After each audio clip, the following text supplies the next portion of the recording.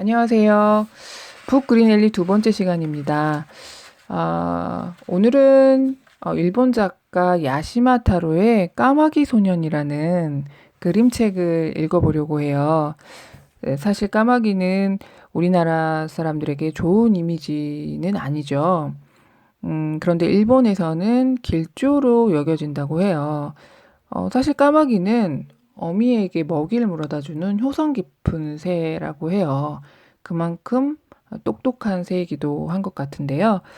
그럼 이 책의 제목이 까마귀 소년인데 어떤 내용이 담겨 있는지 한번 함께 읽어보도록 하겠습니다. 우리가 학교에 간 첫날이었단다. 아이 하나가 없어졌어. 나중에 보니까 학교 마룻바닥 밑에 숨어 있었어. 깜깜한 곳에 말이야. 그 애를 아는 애가 아무도 없었지. 우리는 그 애를 땅꼬마라고 불렀어. 땅꼬마는 아주 작은 아이라는 뜻이야. 이 낯선 애는 선생님을 아주 무서워했어. 그래서 아무것도 제대로 배우지 못했지. 아이들도 무서웠어. 그래서 아무하고도 어울리지 못했지. 그 애는 공부할 때도 따돌림 받고 놀 때도 따돌림 받았어. 땅꼬마는 늘 뒤처지고 꼴찌라서 아무도 거들떠보지 않는 외톨이였어. 이 책에 등장하는 주인공은 키가 작은 땅꼬마라는 아이였어요. 이 아이는 학교에서 아이들에게 따돌림을 당하고 있는 것 같아요. 공부도 못하고 또 내성적인 데다가 또 이렇게 부유한 아이인 것 같지도 않아요. 그래서 아무도 거들떠보지 않는 외톨이로 학교 생활을 하고 있어요. 얼마 지나지 않아 땅꼬마는 사팔뜨기 흉내를 내기 시작했단다. 보기 싫은 것들을 보지 않으려고 말이야. 또 땅꼬마는 시간 보내며 심심풀이할 방법들을 하나둘 궁리해냈어. 몇 시간 동안 뚫어지게 천장만 쳐다보기도 하고 책상의 나뭇결도 골똘히 살펴보곤 했지. 동무옷 어깨 부분에 꿰맨 곳을 찾아내어 꼼꼼히 살피기도 하고 말이야. 한 해 내내 창밖에 보이는 그 많은 것들은 또 어떻고, 비 오는 날도 창밖을 보면 놀라운 것이 한두 가지가 아니었지. 운동장에서도 눈을 감고 귀를 기울이면 온갖 소리가 다 들렸어. 멀리서도 들리고 가까이서도 들리고 또 땅꼬마는 지네와 굼벵이들을 집어서 열심히 들여다보기도 했단다. 우리는 만지기는커녕 보고 싶지도 않은 것들을 말이야. 그래서 우리 반 아이들뿐만 아니라 윗반이나 아랫반 아이들까지 땅꼬마를 바보 멍청이라고 했어. 자, 이 땅꼬마는 이제 학교 생활을 해야 되니까 자기 나름의 어떤 시간 보내는 놀이를 하고 있는 것 같죠? 뭐 사빨뜨기 흉내도 내고 또 몇 시간 동안 뚫어지게 천장도 바라보고 책상의 나뭇결도 골똘히 살펴보기도 하고 동무옷 어깨 부분 꿰맨 곳을 찾아내어 꼼꼼히 살피기도 하고 창밖을 뭐 이렇게 멍하니 바라보기도 하고 그런 어떤 또 굼벵이 같은 걸 가지고 놀기도 하고 또 운동장에서 눈을 감고 여러 가지 소리를 듣는 놀이도 하고 이렇게 혼자서 노는 방법을 터득해 나가는 것 같아요. 그러니까 친구들이 보기에 쟤는 좀 바보 같아. 쟤 멍청이 같아. 이렇게 좀 놀림을 당하는 거죠. 우리 어렸을 때도 사실 이런 아이들이 있었던 것도 같아요. 그렇게 좀 외톨이 아이가 있으면 우리는 그 아이에게 친구가 되려고 하기보다는 그 아이를 더 외톨이로 만들려고 하는 그런 행위들도 어, 하기도 하죠. 그 어린아이들 세계니까 사실 그게 나쁜 건 줄도 모르고 그런 행위를 할 때도 있어요. 어린아이들 세계는. 지금 이 땅꼬마가 그런 환경 속에 있는 것 같죠. 그렇지만 땅꼬마는 의외로 되게 강해요. 바보 멍청이라고 하건 말건 날마다 타박타박 걸어서 학교에 왔어. 채소 잎으로 싼 주먹밥을 늘 점심으로 들고 말이야. 비가 오거나 태풍이 부는 날에도 도롱이를 몸에 두르고 한결같이 타박타박 걸어왔어. 그래요. 우리 땅꼬마는 또 꿋꿋하고 일관되게 학교를 용기 있게 다니고 있죠. 그렇게 하루가 지나고 또 하루가 지나 5해가 흘렀어. 그리고 우리는 6학년이 되었지. 졸업반이 된 거야. 벌써 6년이란 시간이 흘러갔어요. 참 우리 땅꼬마가 쉽지 않은 학교 생활이었을 것 같은데 대견하죠. 그런데 이소배 선생님이 새로 오셨어. 얼굴에 늘 웃음기가 가시지 않는 다정한 분이었지. 이소배 선생님은 우리들을 데리고 자주 학교 뒷산에 올라갔단다. 땅꼬마는 머루가 열리는 곳은 어디고 돼지 감자가 자라는 곳은 어딘지 죄다 알고 있었어. 선생님은 그걸 알고 무척 좋아했지.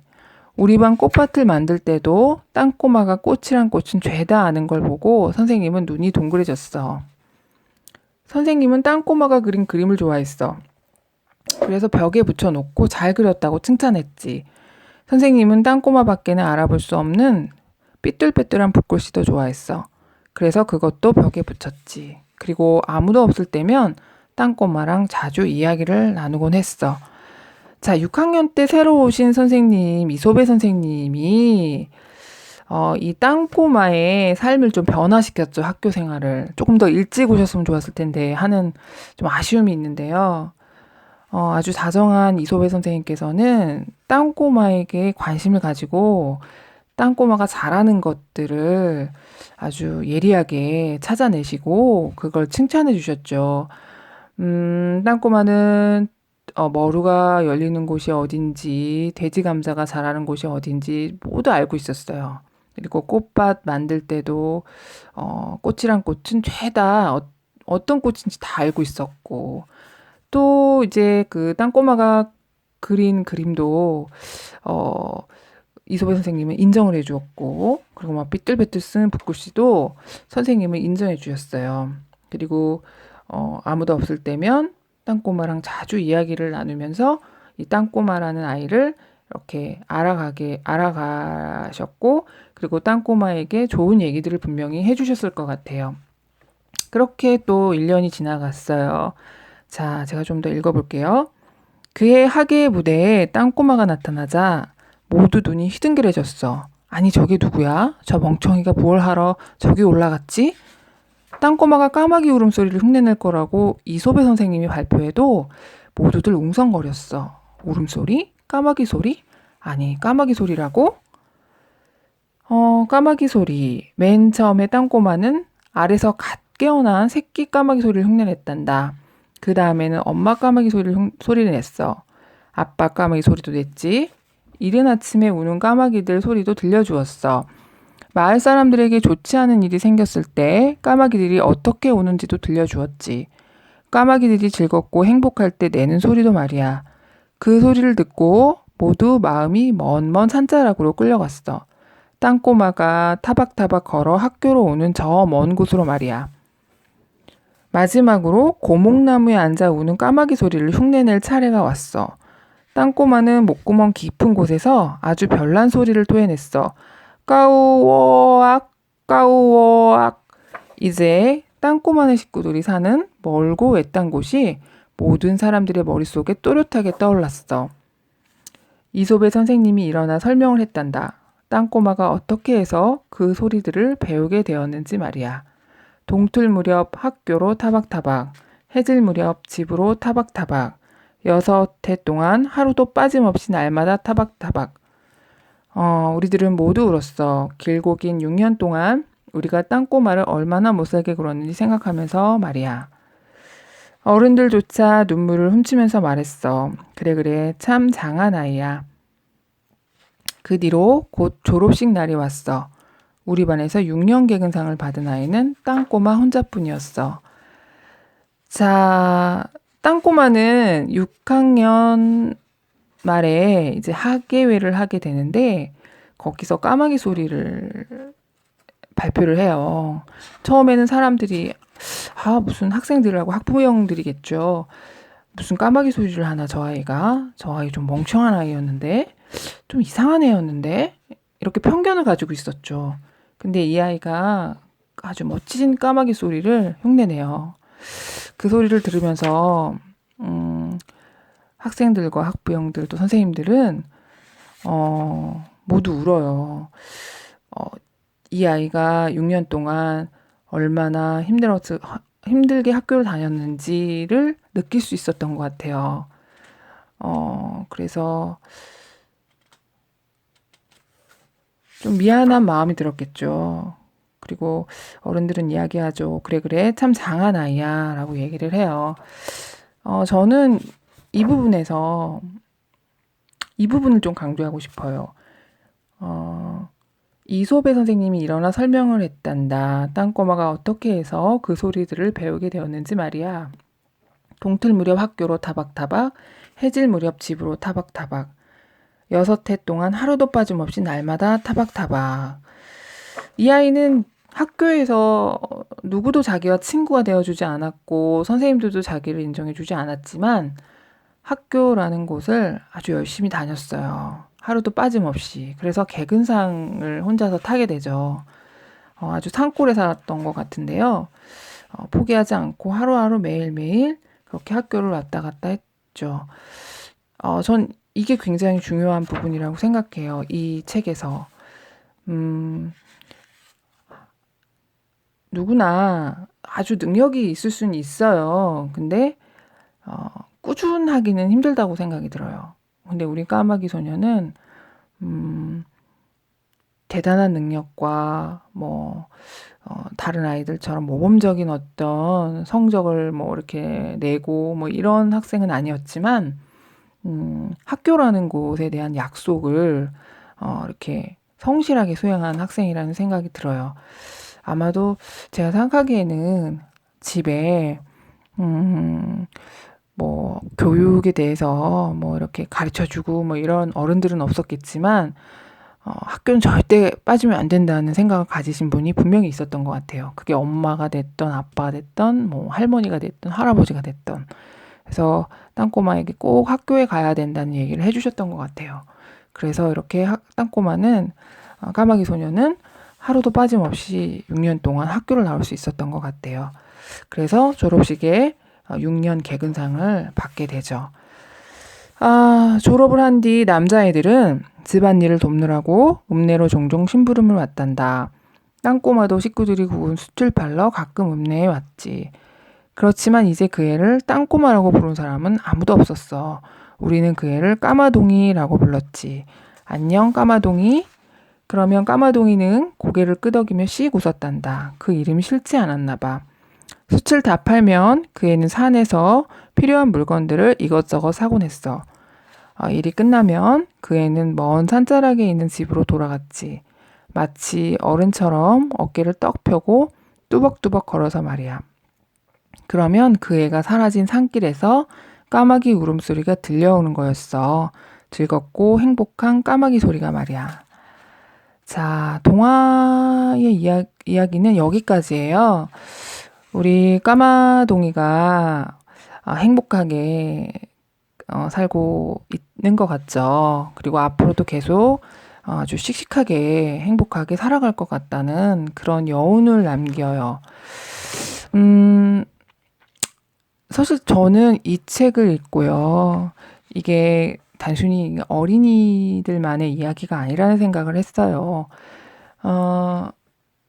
어른들도 또 우리 학생들도 학교를 다니고 또 회사를 다니고 또 사업을 하시는 분들은 사업장에 나가시고 사실 매일매일 각자의 어떤 삶이 있는데요.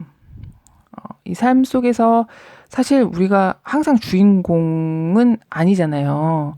어떤 단체에서 일을 하러 다닌다 하더라도 내가 주인공은 아닐 때가 많아요. 사실 나는 그냥 어떤 사람을 도와주는 역할을 해야 될 수도 있는 거고 내가 하는 일이 그렇게 특색 있는 일이 아닐 수도 있고요. 또 학생이라면 학교에서 내가 1등을 하지 못하는 경우도 많이 있죠.